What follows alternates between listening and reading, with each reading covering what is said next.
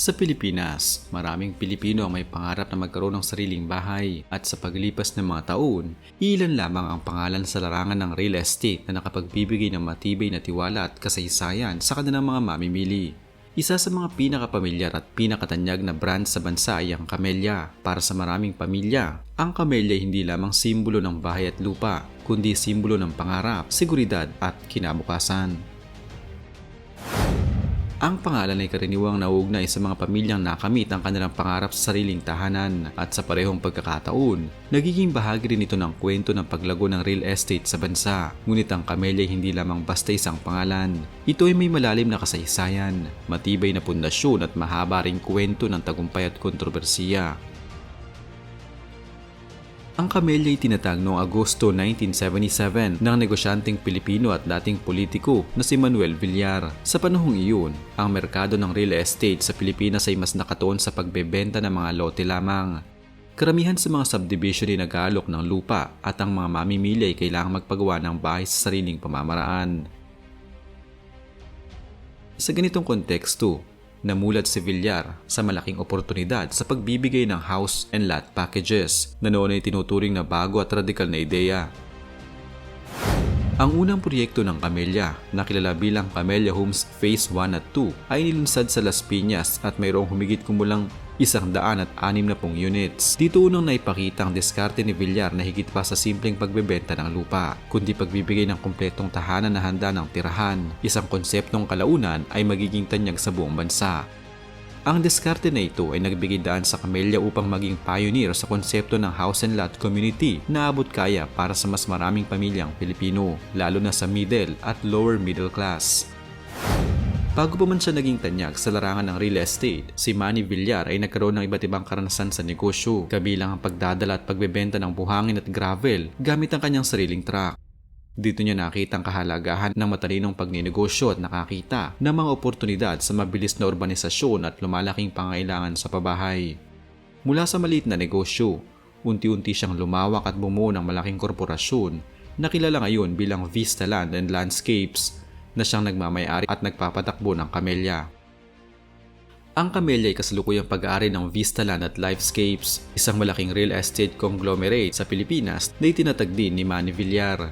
Ang kumpanya ay bahagi ng mas malawak na Villar Group of Companies na kinabibilangan ng iba't ibang negosyo mula sa retail, construction at real estate. Sa pamumuno ng pamilya Villar, lalo na si Manny Villar bilang chairman at ni Paulo Villar bilang presidente at CEO, nananatiling maayos ang operasyon ng kumpanya. Malaki rin ang papel ng iba pang mga executive tulad ng Chief Operating Officer na nakatuon sa pang-araw-araw na pamamahala ng operasyon, marketing at customer service.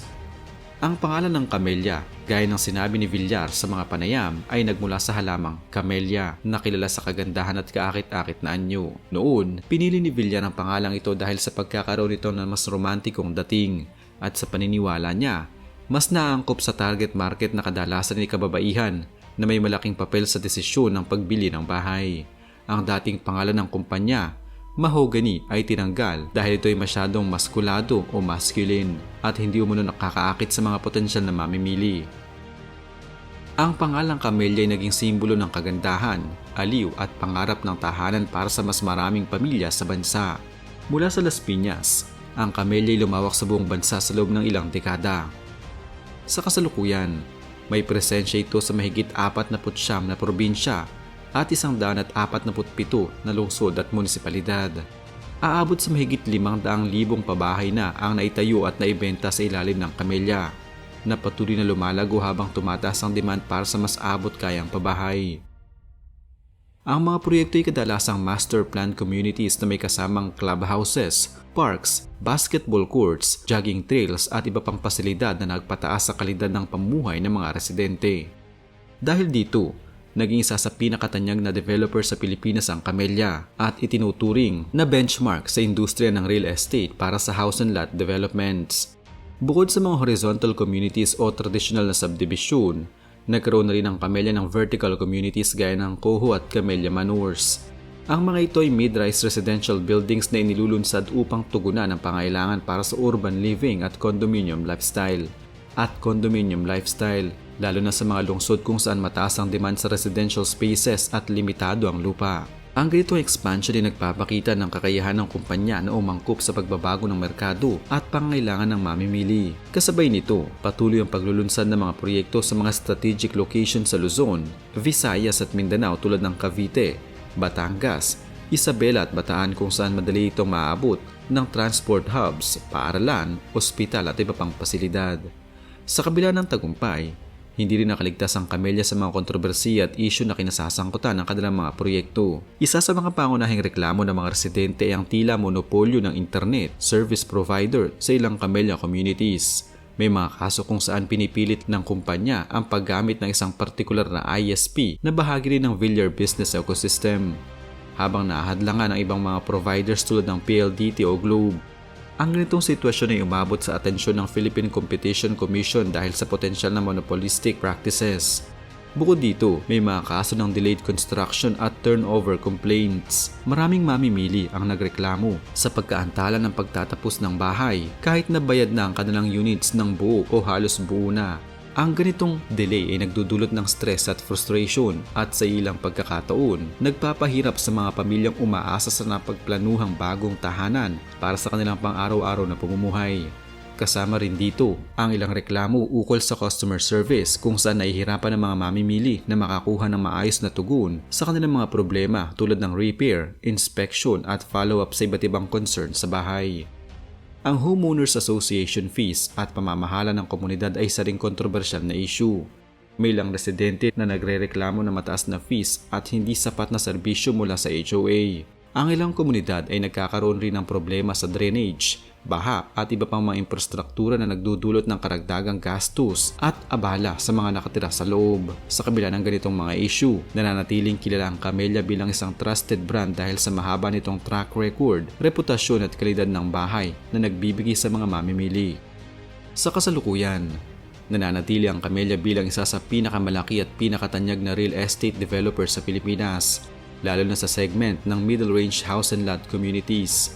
Marami pa rin ang tumuturing sa Camellia bilang maasahang pagpipilian para sa kanilang pangarap na magkaroon ng sariling bahay, kahit na may mga naitalang issue.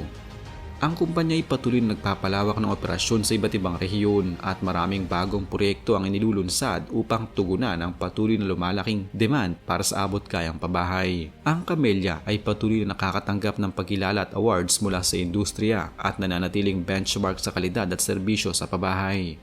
Maraming Pilipino kabilang ang mga OFWs ay patuloy na tumitingin sa Camellia bilang isang brand na nagbibigay ng katiyakan, seguridad at kalidad para sa kanilang pamumuhay. Ang mga financing options kasama na ang installment plans at partnerships ng mga bangko ay nagbibigay daan sa mas maraming pamilya na maabot ang kanilang pangarap na sariling tahanan. Ang Camellia higit pa sa isang real estate developer. Ito ay simbolo ng pangarap at pagbabago sa paraan ng pamumuhay ng maraming Pilipino. Mula sa isang maliit na proyekto sa Las Piñas noong 1977, lumago ito upang maging pinakamalawak na network ng house and lot at residential development sa bansa.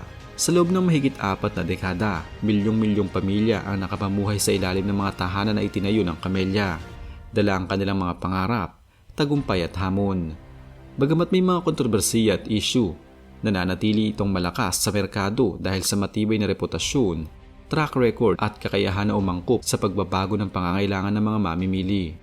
Ang pangalan ng Camellia na hango sa isang magandang bulaklak ay nananatiling simbolo ng kagandahan, seguridad at pangarap ng isang tahanan. Ang kwento nito ay hindi lamang kwento ng negosyo kundi kwento rin ng pag-asa, determinasyon at pangarap ng bawat Pilipino na magkaroon ng sariling bahay at matatag na pamumuhay. Sa hinaharap, inaasahang patuloy na lalago ang Camellia. Magpapalawak ng kanilang serbisyo at magbibigay ng mas maraming pagkakataon sa mga pamilyang Pilipino na maabot ang kanilang pangarap na tahanan.